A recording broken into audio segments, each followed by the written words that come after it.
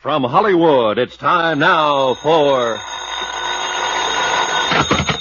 Johnny Dollar. Pat McCracken, Universal Adjustment Bureau, Johnny. Well, long time, Pat. What's on your mind? At the moment, $120,000. Hey, you're really thinking big these days. No, correction. Worrying big. Well, I guess if I had 120,000 clams, I'd worry too. Look, if we had it, I wouldn't be worrying. So who does have it? Thomas Chase. Come again? A partner in the New York investment syndicate, Everson and Chase. Real dignified outfit up till now. Chase embezzled the money? We think so. So what do you want with me? I'm no expert in forcing confessions. Johnny, you can't make a guy confess if you can't find him. Oh? Chase has jumped his bail. He's disappeared. I'll be right over.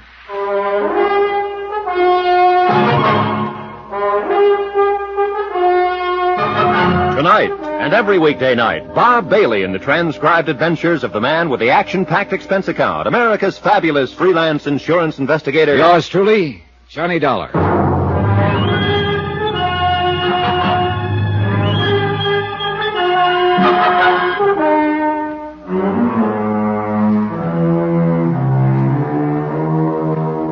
From Special Investigator Johnny Dollar to the Home Office, Universal Adjustment Bureau, Hartford, Connecticut.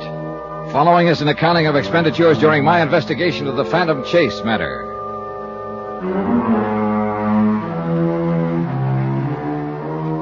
Expense account item 1, $1 even, taxi from my apartment to the offices of Universal Adjustment where Pat McCracken was waiting for me, with a worried look and a handful of papers. Well, how can you figure it, Johnny? An outfit like Everson and Chase goes along for years without a blemish on the record, and then Bluey, one of them, turns sour. Well, that's what makes horse races, I guess. Yeah, that's also what gives bonding companies headaches. Yeah.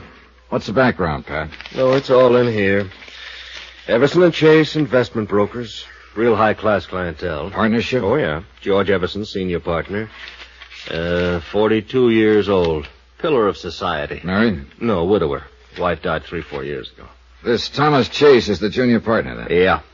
He's 38. He's a big fellow, clean cut. All-conference football player in college. You know, that sort of thing. Everything in his favor. Looks, personality, intelligence, ability. Why, Johnny, huh? Why a guy like that? Oh, you're asking the wrong fella. I've seen enough embezzlers, though, to know they come in all shapes and sizes. Yeah. What turns a man like that sour, anyway? Well, you know the stock reasons as well as I do, Pat. Gambling debts, a woman. Incidentally, is Chase married? Now, that's another thing I don't get. What do you mean? I know one of the stock reasons for embezzling is another woman. If that was Chase's motive, he's nuttier than a fruitcake. Why anyone who had a wife like Lola Chase would even look at another woman is beyond me. Like that, huh? Like that. Impresses me as a real fine woman. And has got the looks to go with it. Well, you'll be talking to her. You'll see for yourself. Always a pleasure, Pat. Now, about the money that's missing, $120,000, you said. Yeah, more or less. Currency, checks, negotiable securities. Well, look, a deal like that didn't just take place overnight. It must have been going on for a long time. No doubt of it. How did Chase manage it? Well, Everson can fill you in on that better than I could. The senior partner. Yeah. Now, he's still not willing to go along with us that Chase is guilty. I think he's pretty concerned about the company name, which is understandable enough. Well, maybe he's got something. Yeah. Well, you better save yourself some time, Johnny. Meaning? Meaning you just answer me one question. Well, what is it? Would an innocent man jump bail? Expense item 2, $16.20, transportation and incidentals to New York to the office of Everson and Chase. George Everson was just as Pat McCracken had described him. Early 40s, a little gray at the temples, a healthy tan. The real solid citizen type. Handsome and, right now, unhappy. I still can't believe it, Mr. Dollar. Tom Chase, of all people. Well, he was like a younger brother. I nursed him through the best graduate business school in the East. I took him in with me. Yeah, how long ago did he become a partner in the firm, Mr. Everson? 4 or 5 years. Yeah, 5 years next month it would be. And Lola. Poor Lola. His wife? What? If I ever saw an ideal marriage, that was it. As far as I could see, she's all that a man could want. Maybe not for Tom Chase. Well, maybe not. But I certainly don't understand it. Tell me, how was Chase able to get away with this deal? The embezzlement? Yeah. Well, to begin with, Mr. Dollar, our firm has always maintained a very fluid relationship with its clients. Frequently, we're buying or selling for them, or both, very rapidly. In a situation like that, the client places a great deal of confidence and trust in us. And we've always had the utmost of both from them. At least we did have. I see. Well, anyway, in a situation like ours, it's possible for a clever man to juggle figures. And that's what Tom Chase did. Huh? Yes, I'm afraid so. You see, more and more lately, he'd taken over the personal management of some of our best accounts. Oh, sort of taking them under the wing, huh? I encouraged him to. But if I'd realized I was only putting temptation in Tom's way, Well, how did you find out what he'd been up to, Mr. Everson? Well, Tom had formed a kind of pattern in his accounts. He specialized in handling those clients of ours who were primarily interested in growth investments. Growth? Long range. You know, buy and hold it for quite a while. Oh, yeah, I see. But one of those clients suddenly decided to liquidate his holdings on short notice. The account turned up short, then? Quite short. So, of course, I immediately ordered a full-scale audit. The results of that brought the district attorney's office into it. The rest, you know. Yeah. But I must say that on paper he'd done a very convincing job. You see, now, here are the files on all his accounts. Pardon me. He'd recorded each transaction carefully and correctly, and had written up memos on all of them. Mm-hmm. These memos, they in his handwriting? Yes, they are. May I take one of them with me? Yeah, certainly. Here you are. Thanks. Mr. Everson, as I understand it, Tom Chase wouldn't talk after his arrest. No. That was the most frustrating part of it. If he'd have given us some kind of explanation, anything. But he refused to make a statement of any kind. I see. I arranged for his bail, of course, and tried to do what I could, But he jumped bail and disappeared. Yes, I'm afraid so. This was 4 days ago, I understand. Yes.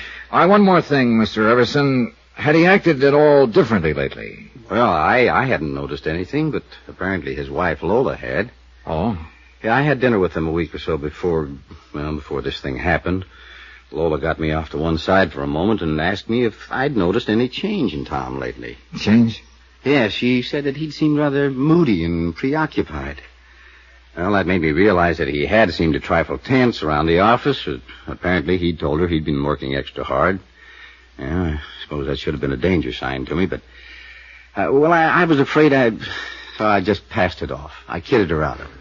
Yeah. Well, thanks for the information, Mr. Everson. It's little enough, I'm afraid. Where do you start looking in a case like this? Well, that's a good question. First, I think I'm going to have a talk with Mrs. Chase, find out all I can about her husband's habits, likes and dislikes, so on. Sometimes you pick up a lead that way. Well, you'll probably run him down sooner or later. I understand you have quite a reputation at that sort of thing. I wonder if you'd do me a favor, Mr. Dollar. Sure. As I say, you'll probably find him, and as for the money, well, I guess whatever part of it we recover, we should be grateful for. Well, that's about the size of it, I guess. But frankly, I'd rather not see Tom Chase again, unless it can't be avoided. Yeah, I understand. But there is one question I guess I'll always wonder about. Maybe you can find the answer for me. What is it? Why did he do it? Why? Expense account item 3, $12.50, cocktails and dinner for Lola Chase and myself. I figured she might relax a little more that way, and believe me, taking Lola Chase to dinner was no chore. She was everything Pat McCracken and George Everson had said she was. Tom Chase must have had some pretty powerful reasons to walk out on her. Well, Lola and I made general conversation throughout dinner. She was poised, but pretty subdued. After we finished eating, I steered the conversation around to her husband. I don't know that there's anything I can tell you that I haven't already told the district attorney's office, Mr. Dollar. But whatever information I can furnish. Well, what I mainly want to know is... what sort of person was your husband? Tom? Yeah. I guess I'm the wrong one to be answering that, Mr. Dollar. Hmm? I thought I knew Tom better than anyone in the world. But as it turned out, I didn't know him at all. Funny how you can live with someone for years and... Yeah. So when you ask me what sort of person he was, I guess I have to say I really don't know. Well, how about his hobbies, likes and dislikes, that sort of thing? Well, he liked to play golf. Uh-huh. He did some sailing. And he had quite a collection of records and an elaborate hi-fi set. Oh, what kind of records? Jazz, mostly. He used to play them by the hour. I must say he turned them up a little too loudly for me. But then I understand that women's ears weren't built for hi-fi or something like that. Yeah, tell me, Mrs. Chase, did you notice much change in his behavior recently? Yes, I did.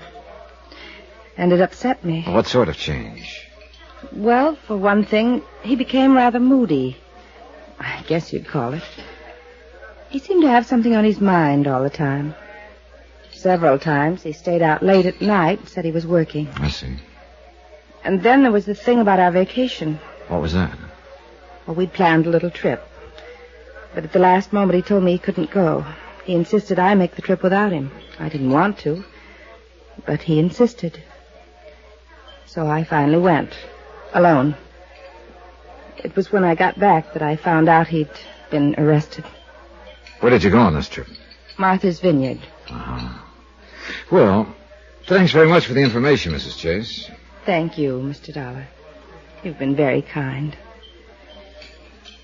When and if you find Tom, well... Yes? Well, I guess I'm just foolish enough to think he still might be innocent.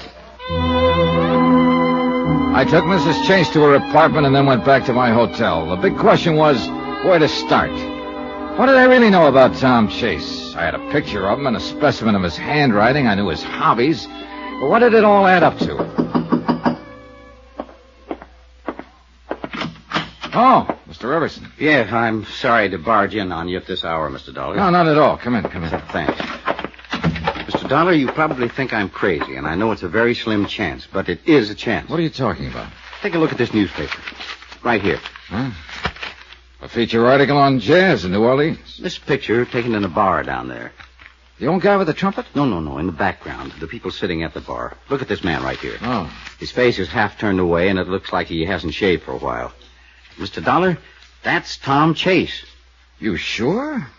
You can't see much of his face. I know. But when you've been around a man for several years, you notice little things about him, little mannerisms. Like what? Well, look at the way he's got his head sort of cocked to one side. Now, that's just the way Tom always did when he was listening to something. And look at his hand resting on the bar like one finger was pointing at something. Wow. Now, that's the way Tom held his hand. And look, he's got one leg sort of drawn up. That is exactly the way Tom used to sit at a bar. Oh, but Mr. Everson, any number of men, and that picture isn't too clear. I know. Maybe it's just a crazy, wild idea. But, Mr. Dollar, I'll bet on it that man is Tom Chase. Crazy, wild idea? Maybe not. But it took less than a second to mentally flip a coin, and it came up New Orleans.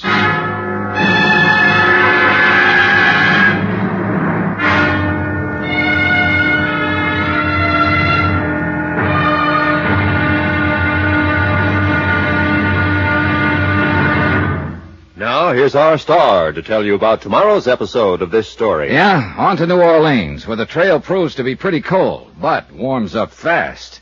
Join us, won't you? Yours truly, Johnny Dollar.